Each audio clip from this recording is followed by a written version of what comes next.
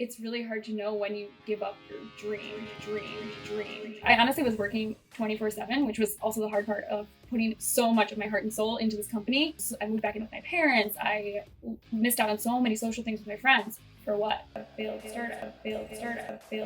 If you were to talk to Gabi, who was like 19 years old and like just starting college, and you're going to tell her, I'm a senior engineer at Spotify at the age of 31, what would she say? Why are you not a manager?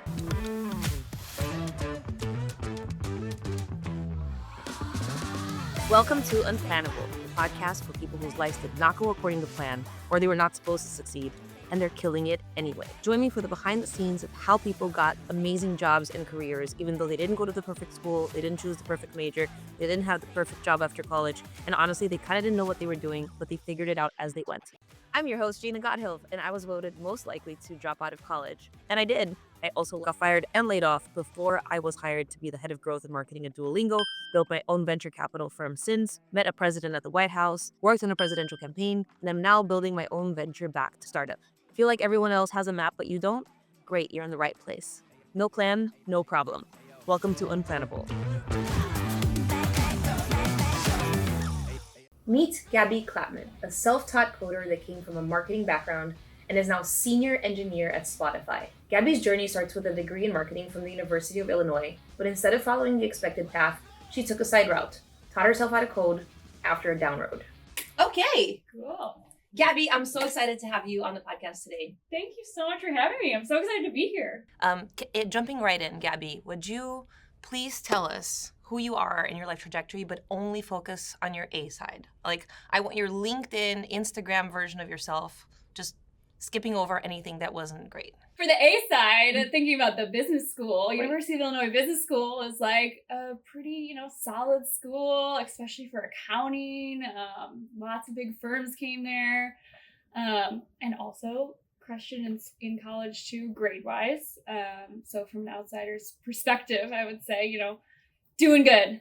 After college, I traveled for a few months, primarily solo, or a lot of backpacking solo, and came back and then landed a job pretty quickly after in marketing. It's a job you wanted, right? It was, yeah. I had my eye on a company, and that's what happened.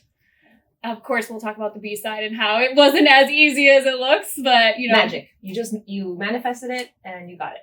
Exactly. Just snap my fingers. Yeah. Soon after kind of working in marketing, I had been coding on the side and decided I wanted to go to a coding boot camp. Again, from an outsider's perspective, things clicked, was crushing it, was able to, again, kind of pick that company that I wanted to work at after boot camp. It was called Jellyvision. You can probably tell by the name. It was like a very fun company, lots of cool stuff going on. And I got a job there after the boot camp and then worked there for a few years. And during that time, I was also building a travel app on the side.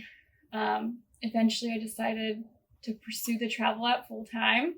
And I built that pretty much, I would say 90% of the actual code behind that was me. It was a pretty complex, there was algorithms and, friendship networks and all of that. I grew a team. I was managing 15 plus people. And then decided, and this will be part of the B side too, but I launched a travel app in 2020.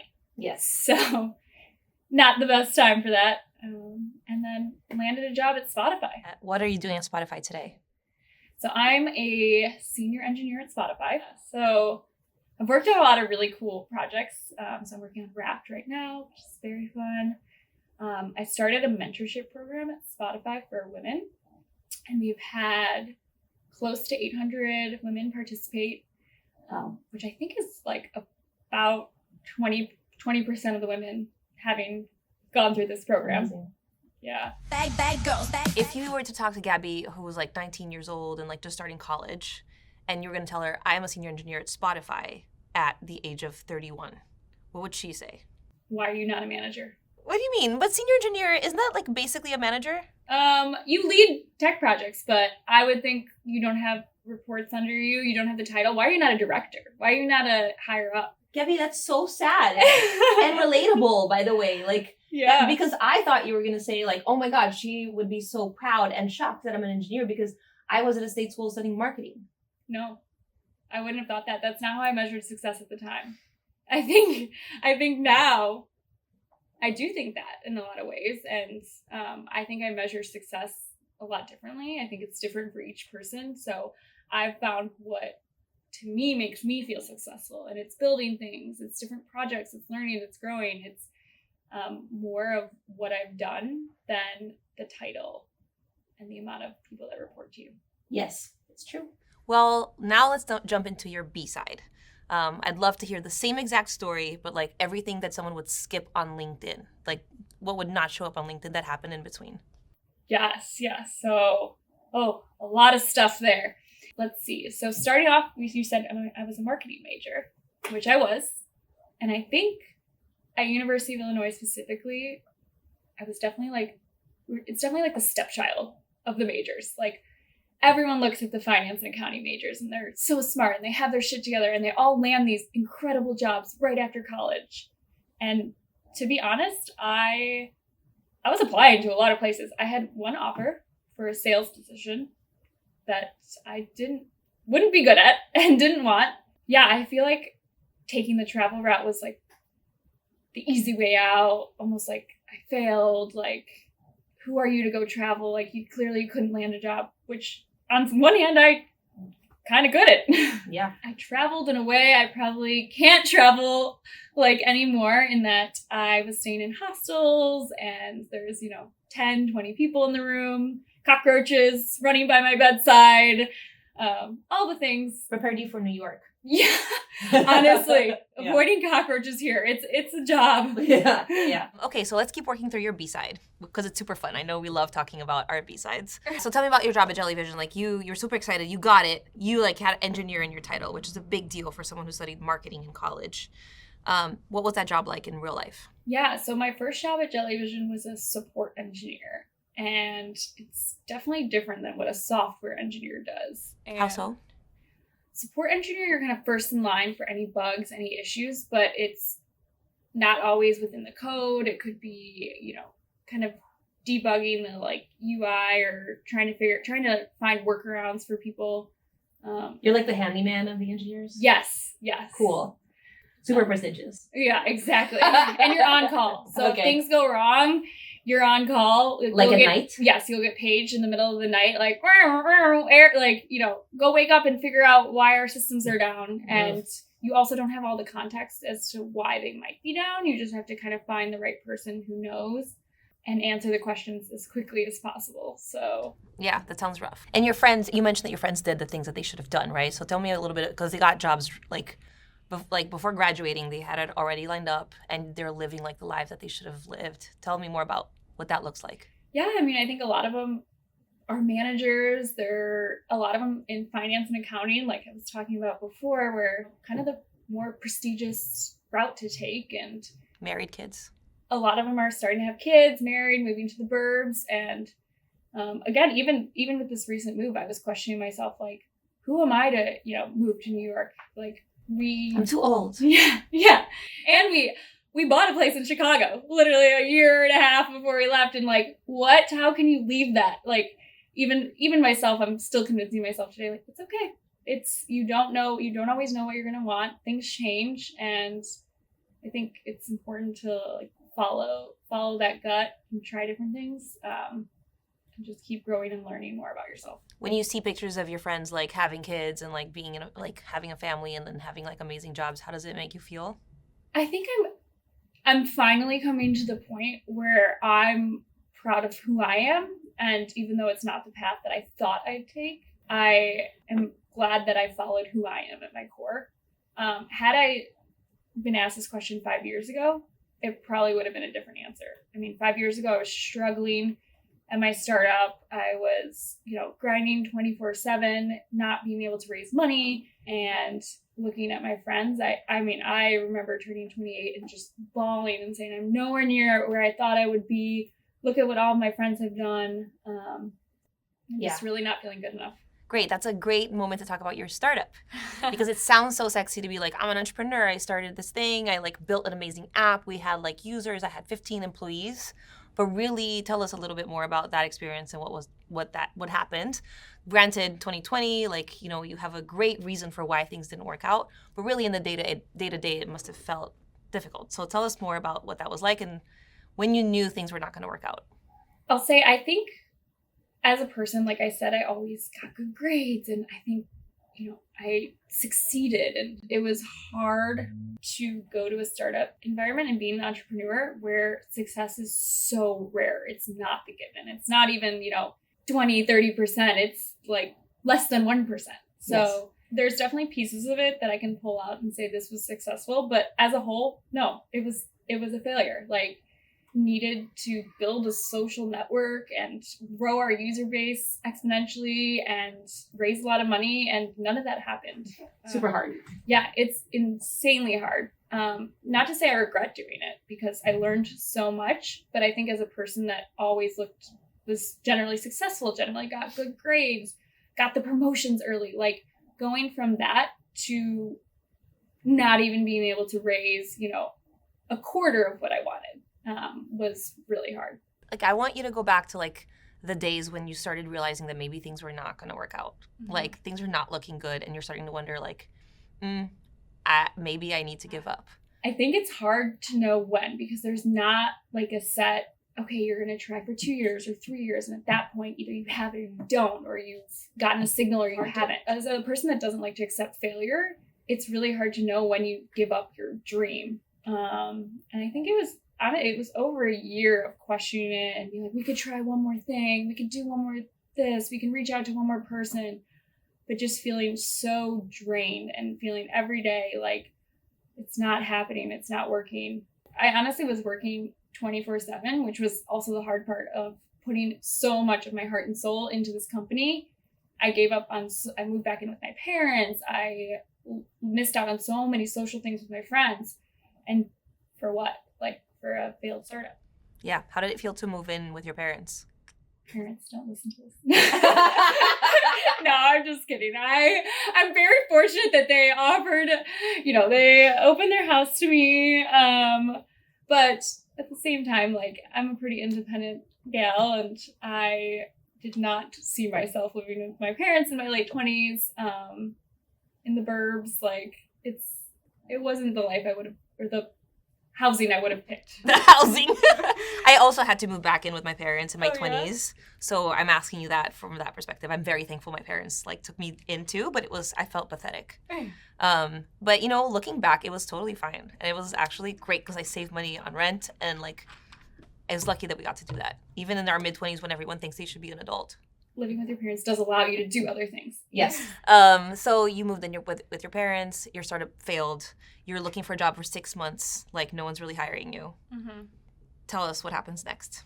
I was applying for both product management and engineering jobs. First, primarily focusing on product management. I wasn't getting a ton of interviews. People didn't necessarily see that entrepreneurship experience as a one-to-one with having product manager on your resume. Because you failed. Yes. A failed startup, and you're an engineer because that's what you were before going into entrepreneurship. So you have engineering experience, of course, but not product. And that's honestly where I am today too, to kind of skip ahead. I think I got the engineering role at Spotify. I've done a lot of really cool things there, but actually I want to switch into product management. And so it's trying to advocate for myself and trying to, you know, showcase my experiences that I've had that might not line up to a resume.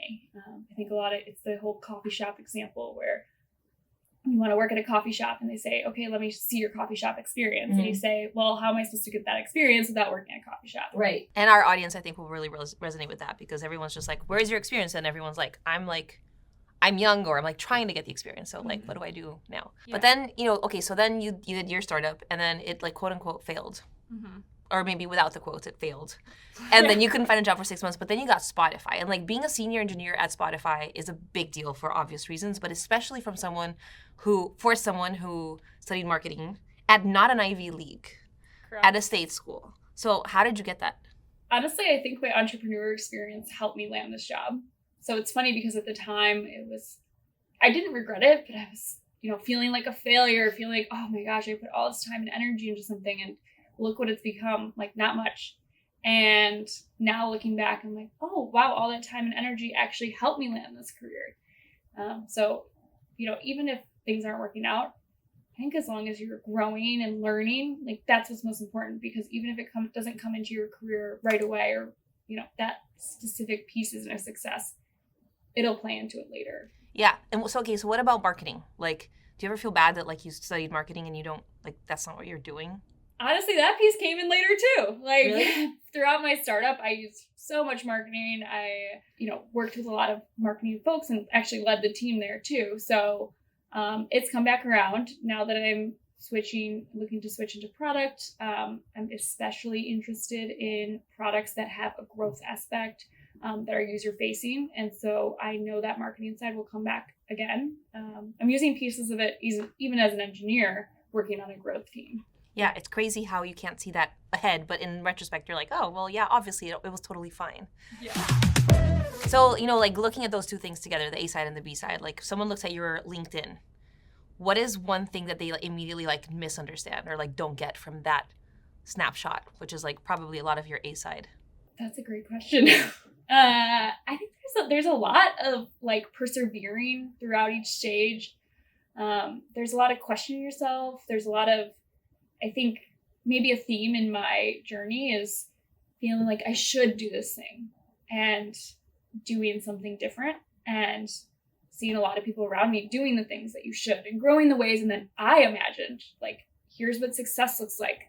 So seeing others do that and then changing what my perception of success is, I think it's a journey. And looking at my LinkedIn, you'll see senior engineer at Spotify and maybe think, all right, check, she's done it. But I still feel like I'm looking towards the future and there's still so many things I want to do, and I don't feel like I've done it yet. Yeah, I think a lot of us feel that way. So let's go into like, you're in high school, little Gabi Klapman, like full of hopes and dreams, even though I don't know how many hopes and dreams you had. What did you see as like the life that you should live and like you had planned? Like by the time I turned 30, this is what my life's going to be like. For sure. And I think probably especially a lot of women can resonate with the should have a family by a certain age, should do X, Y, and Z, even starting off right after college. That first job I stayed at for a year, and then I went to a boot camp. I should have stayed there for 2 to 3 years or more. I should grow in the corporate ladder. And I always imagined myself being a manager early on, and, the higher the title, the more the success. And personally, I always imagined having a family and going to the Chicago suburbs and kind of following that traditional path. And I mean, from a personal side, I actually just moved to New York a few months ago. I'm almost 32, and this is my first life move, and here I am. It's not too late. There's never too late. You're obviously very hard on yourself and still like thinking that you like haven't made it and like you want to be a product manager, and no, like basically it's not happening. You've been trying it for a year, you said, right? Mm-hmm. But at the same time, like you've led product projects, you've like launched a thing like for women at Spotify with like 800 people in it. You've done like some major things. So yes, like it's cool that you can rest on like your laurel, so to speak, for like the things that you've accomplished, but then you have to convince other people that you can do things before you get a foot in the door to do the things that you want. Yeah. Tell us about that, and also like very tactical tips for people who are trying to like make moves in terms of like what helps make that happen. I think I can break it down in a couple different buckets. The first one I think of is experience. When I say that out loud, my head goes to the experience on the resume, that title. I'm not talking about that. I'm talking about what skills do you want and how can you get those skills?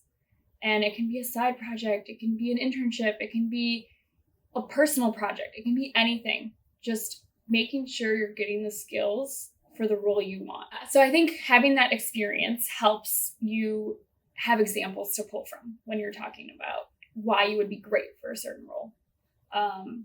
And before even sharing it with others, making sure you feel confident in yourself. Great. And then self-advocacy. Let's talk about that, because I think like we grow up thinking that like talking about how amazing we are is kind of like cringe and also just makes you arrogant and like not relatable. And I think most of us don't think we're amazing actually. So how do you practice self-advocacy in a way that is good, and like what do you think about people who self-advocate? Lots of different ways. So I actually created a sheet for myself of 10 traits that I think I'm specifically strong at with examples for each of them. There's been roles at Spotify that I've reached out to the hiring manager and said, hey, I know I'm not a product manager right now, but can I throw some time on your calendar? I'd love to tell you why I think I would thrive in this role. And I've brought up that sheet too, and I've pulled examples from that, and I'll compare it to, what the job is. I've also, posting in public channels, different things. It doesn't have to be like, hey, look at me, look what I did, but it's, look at this cool project we did. Mm-hmm.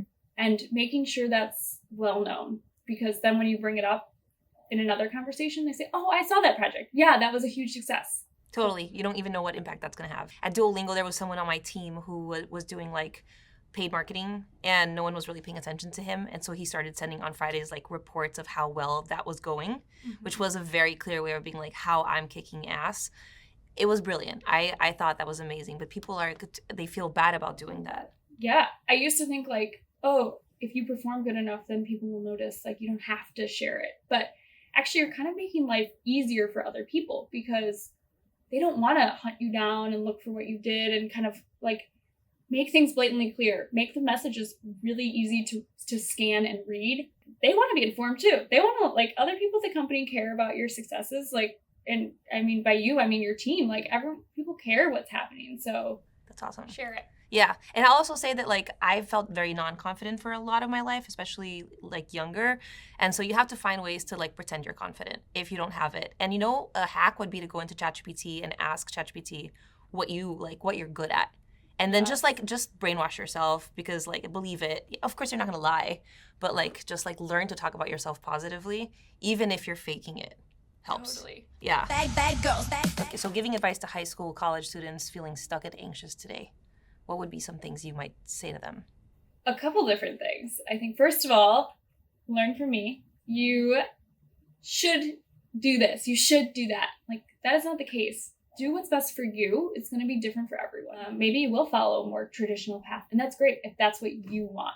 Things are going to change. You don't know who you are. I'm still learning who I am. I don't think people ever really know everything about themselves and what your goals are, what you want out of life. Take it as a journey. And what's most important is that you're proactive. You're doing things. You're either learning skills or you're learning about yourself and learning, hey, this is what I want. Yeah, so figure out the next step.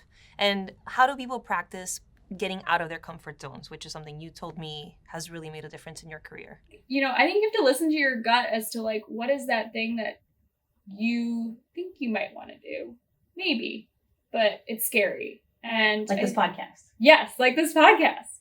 If you recognize, if there's a little bit of you that says, oh, maybe that would be a good idea, like, push on that, question it. Don't be afraid to ask. I used to be so scared of rejection, and you won't get anywhere if you don't ask. It's fine. It's fine if they say no. You can learn from that experience too. Yeah, the more no's you get, the more of a thick skin you develop too. So that's a skill in itself. Totally. Yeah. Your future. Gabi, I think, like, someone looks at you and they're like, wow, senior engineer at Spotify, you made it. You certainly don't feel like you made it. What do you think is unplannable going forward? Where do you want to be? And, like, what do you want to be proud of in 20 years from now? I will say I am starting to recognize my successes more and more. So at some levels, I'm like, oh, I did partially make it, but I don't think there's ever fully making it. And I think that's what I want to do in the next 20 years is continue to listen to myself and say, what's best for me? What do I want? What are my goals? How can I continue to improve? And I don't know what that looks like. I think that's the best part, is coming to the realization that life is so unplannable. Life is unplannable. You don't know what's going to happen. You don't know if you're going to get to be a PM at Spotify. You just kind of want to. So tell me about what's unplannable moving forward. What scares you? What excites you? Everything is unplannable. Like, there's so much of life that I don't know what I'm going to want in 5 years. I don't know what my career is going to look like. And I think that's what excites me, is figuring it out. Jumping on different adventures, continuing to push myself, continuing to grow. But at the same time, knowing, like, I don't know what my life will look like in 5, 10, 20 years. And that's okay. Bag girls. Gabi, thank you so much for joining us today. Thank you, Gina. It was a pleasure.